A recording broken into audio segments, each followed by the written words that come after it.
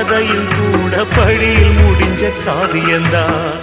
இருப்பதும் இறப்பதும் அந்த இயற்கையோட கையில, இருப்பதும் இறப்பதும் அந்த இயற்கையோட கையில. நான் மறைஞ்ச பின்னும் நிலைப்பது என் உயிர் எழுதும் கதையில. சந்திரனே சூரியனே நட்சத்திர நாயகனே, சந்திரனே சூரியனே நட்சத்திர நாயகனே.